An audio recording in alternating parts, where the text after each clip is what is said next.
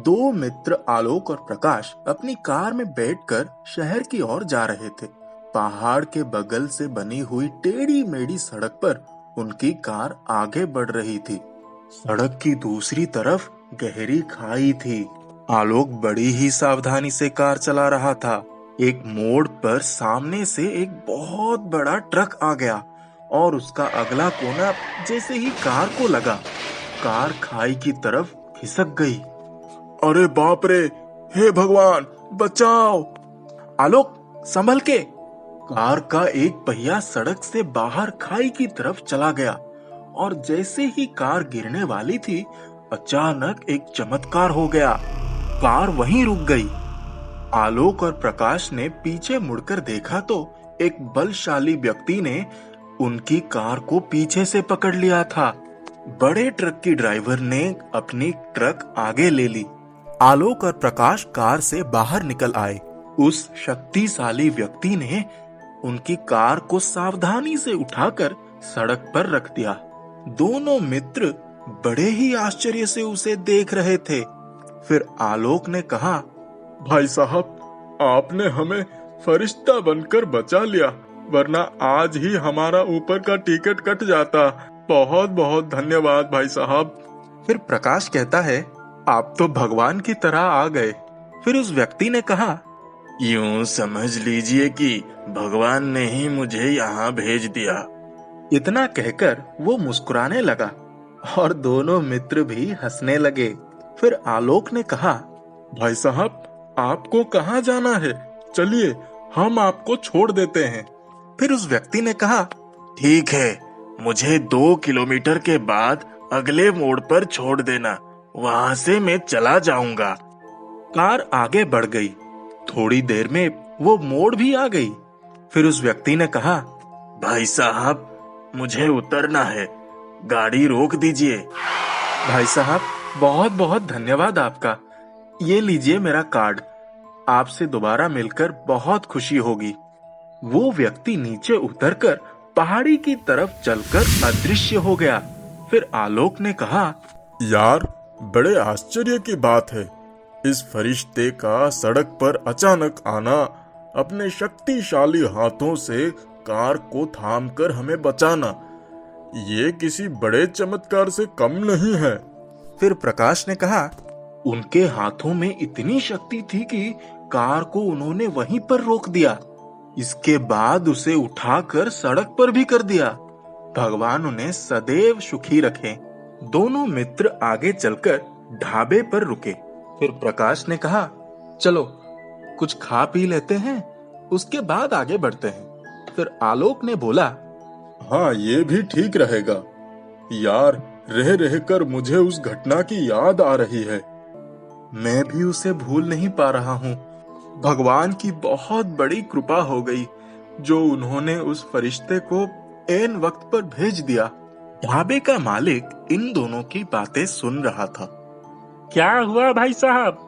ऐसी कौन सी बात हुई जो आप भूल नहीं पा रहे हैं? भाई साहब, आज पहाड़ी वाली सड़क पर हमारी कार खाई में गिरने वाली थी। अचानक एक खुदा का बंदा आया और उसने हमारी कार को पीछे से पकड़ लिया और हमें बचा लिया। अरे भाई साहब, कुछ साल पहले वहीं पर एक एक्सीडेंट हुआ था। उस एक्सीडेंट में भारतीय सेना का एक जवान मारा गया। यहाँ के लोग कहते हैं कि वही भूत बन गया और फरिश्ता बनकर सबको बचाता है। मेरे भाई को भी उसने ही खाई में गिरते समय बचाया था। भाई साहब, एक बार मेरी गाड़ी वहीं रात के समय बंद पड़ गई थी। कोई मैकेनिक नहीं था। वही नेक भूत फरिश्ता बनकर आ गया था। फिर मेरी गाड़ी को उसने जादुई ढंग से ठीक कर दिया। मैं जब अपनी कार में से पैसा निकलकर बाहर आया तो देखा वो गायब हो चुका था। कमाल की बात यह है कि उसने कभी भी किसी को एक्सीडेंट में मरने नहीं दिया। भगवान ने जैसे उसे सबकी रक्षा के लिए ही वहाँ तैनात रख दिया है। दोनों मित्र बहुत ही आश्चर्य से सब लोगों की बातें सुन रहे थे। दोनों ने खाना खाया और कार में बैठकर आगे चल पड़े। आलोक, कार राइट साइड में लेना, आगे मुड़ना है, यशवंत हॉस्पिटल में चलना है, एक मेरे रिश्तेदार एडमिट हुए हैं। ठीक है, चलते हैं। फिर यशवंत हॉस्पिटल आ गया और दोनों उतरकर अंदर गए। उनके पीछे ही एक कार आकर रुकी और उसमें से एक नौजवान एक घायल आदमी को उतारकर कंधे पर लेकर अस्पताल में तेजी से अंदर चला गया। आलोक को उत्सुकता हुई और वो भी प्रकाश को लेकर अंदर कैजुअलिटी बोर्ड में चला गया। इन दोनों ने देखा कि उस घायल आदमी को अपने कंधे पर लाने वाला वही आदमी था जिसने इनकी जान बचाई थी। डॉक्टर और कर्मचारी घायल का इलाज करने लगे थे। आलोक ने उस व्यक्ति के साथ बात करनी चाही, लेकिन वो व्यक्ति मुड़ा और फिर अदृश्य हो गया। उस घायल की मरहम पट्टी हो गई थी। प्रकाश ने उससे बातचीत की। आप कैसे घायल हो गए? फिर उस घायल आदमी ने कहा, मेरी गाड़ी पहाड़ी से नीचे उतरते समय काफी गर्म हो चुकी थी, तो मैंने उसे साइड में खड़ी कर दिया। मैं एक तरफ खड़ा हो गया। अचानक एक पत्थर पहाड़ पर से लुढ़कता हुआ नीचे आया। इसी बीच एक ट्रक आ गया था। ट्रक के पिछले टायर से लगकर वो पत्थर उछलकर मेरे सर पर लग गया। मेरे सर से बहुत खून बहने लगा।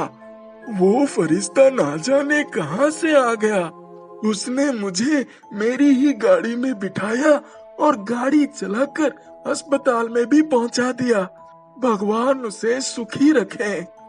ये भी कमाल की बात है कि वो फौजी जवान स्वयं दुर्घटनाग्रस्त होकर मौत के मुंह में चला गया और मृत्यु के बाद अब फरिश्ता बनकर जरूरीमंद की मदद करता है, लोगों के जीवन की रक्षा करता है। जीते जी उसने देश की रक्षा की और मृत्यु के बाद भी उसमें रक्षा की वही भावना कायम है। उस भारतीय जवान के रक्षा के जज्बे को हम सल्यूट करते हैं। राजा सोनपुर गांव में रहता था। जैसा उसका नाम वैसे उसके सपने। राजा खुद को सच का राजा समझता था। ना ही वह घर के कोई काम करता और ना अपने माता पिता की कोई बात सुनता। बस बड़ी बड़ी बातें करता रहता। घर वाले तो उससे परेशान थे ही, गांव वाले भी उससे परेशान थे। जब उसकी मर्जी होती किसी के घर भी जाकर बैठ जाता और सच के राजा की तरह गांव वालों पर रौब जमाता। गांव वाले उसे बच्चा समझकर कुछ नहीं कहते थे। सब सोचते बड़ा होकर ठीक हो जाएगा, लेकिन राजा को ऐसा लगता था कि वह किसी से भी कुछ भी काम करवा सकता है। एक दिन की बात है, राजा के पिता ने राजा से कहा, राजा जाकर खेत में थोड़ा काम करवा लो। आज मैं खेत नहीं जा सकता, मेरी तबीयत ठीक नहीं है। पिताजी मैं नहीं जाऊंगा, मुझे काम करना पसंद नहीं है। राजा अगर तुम खेत जाओगे तो मैं तुमको 100 रुपए दूंगा। 100 रुपए के लालच में राजा खेत चला जाता है और वहाँ सबसे काम करवाता है। उसे दूर एक चमकती हुई चीज दिखाई देती है। वह खेत में काम कर रहे लोगों से पूछता है, वो सामने क्या चमक रहा है? वो सोने की झोपड़ी है। सोने की झोपड़ी? हाँ, वहाँ एक साधु रहते हैं। अगर इस झोपड़ी का थोड़ा सा सोना भी मुझे मिल जाए तो मैं तो सच का राजा बन जाऊंगा। और राजा झोपड़ी के पास जाता है। जैसे ही वे झोपड़ी को हाथ लगाता है, अंदर से आवाज आती है, कौन है बाहर? अंदर आओ। राजा अंदर जाता है तो साधु पूछते हैं, कौन हो तुम और यहाँ क्या कर रहे हो? राजा डर के कारण उन्हें सब सच बता देता है। तो साधु राजा को पूछते हैं, तुम सच में राजा बनना चाहते हो? हाँ। तो तुमको उसके लिए कड़ी मेहनत करनी पड़ेगी और मुझे खुश करना पड़ेगा। साथ ही अपने माता पिता और गांव वालों को खुश करना पड़ेगा। फिर मैं तुमको वरदान दूंगा। मेरा वरदान मिलते ही तुम्हारे पास सब कुछ होगा। क्या आप सच कह रहे हैं? हाँ। अब अगले दिन से ही राजा सबको खुश करने में लग जाता है। बिना पिताजी के कहे उनके साथ काम करवाता है। गांव वालों को भी परेशान नहीं करता। और रोज शाम को सोने की झोपड़ी में साधु महाराज के पास जाता है, उनकी सेवा करता है। राजा को ऐसा करते देख राजा के पिता राजा की माँ को कहते हैं, ये अचानक राजा को क्या हुआ? मुझे भी नहीं समझ आ रहा है। कल तो गांव वाले भी राजा की तारीफ कर रहे थे, उनका भी काम करवाता है। लेकिन अचानक से राजा में इतना परिवर्तन? वैसे अच्छा ही है, मुझे तो राजा की बहुत चिंता हो रही थी। ऐसा आलसीपन कब तक चलता? हाँ, तुमने सही कहा। अब गांव में भी राजा की वाहवाही होने लगती है। कुछ दिनों बाद राजा जब साधु के पास सोने की झोपड़ी में जाता है तो उनसे पूछता है, महाराज, आप मुझे वरदान कब देंगे? मैं सच का राजा बनना चाहता हूँ और आपके कहे अनुसार मैंने हर कार्य किया और हमेशा करूँगा। राजा बेटा, अभी तुमको थोड़ा परिश्रम और करना होगा। जैसा कि मैंने तुमको कहा था, राजा बनने के लिए तुमको मेहनत करनी होगी। जैसा आप कहें महाराज। और अब राजा और मेहनत करता है। अब गांव में ऐसा हो जाता है कि गांव में जहां भी राजा जाता उसको बहुत आदर सत्कार मिलता और राजा को बहुत खुशी होती। अब राजा को सबका काम करने और उनकी सेवा करने में मजा आने लगा। अब वे अपने माता पिता की भी बहुत सेवा करता और कभी किसी को गलत नहीं कहता। एक दिन जब राजा सोने की झोपड़ी में साधु के पास जाता है तो साधु उससे पूछते हैं, राजा, इतना समय हो गया लेकिन तुमने मुझसे दोबारा पूछा ही नहीं कि मैं तुमको वरदान कब दूंगा। महाराज, मुझे राजा बनने की क्या जरूरत है? सबसे मुझे इतनी इज्जत मिली और इतना प्यार मिलता है। मैं तो वैसे भी राजा बन गया। अब पैसे और महल का मैं क्या करूँगा? मैं अब ऐसे ही बहुत खुश हूँ। बेटा, यही मेरा वरदान था। मैं तुमको समझाना चाहता था और मुझे बहुत खुशी हुई कि तुम ये बात खुद ही समझ गए। लेकिन मैं आपसे एक बात जरूर कहूँगा कि सोने की झोपड़ी ने मुझे इतना बदल दिया जितना मैंने कभी सोचा भी नहीं था। साधु के चेहरे पर मुस्कुराहट आ जाती है। अब सब खुशी खुशी रहने लगते हैं।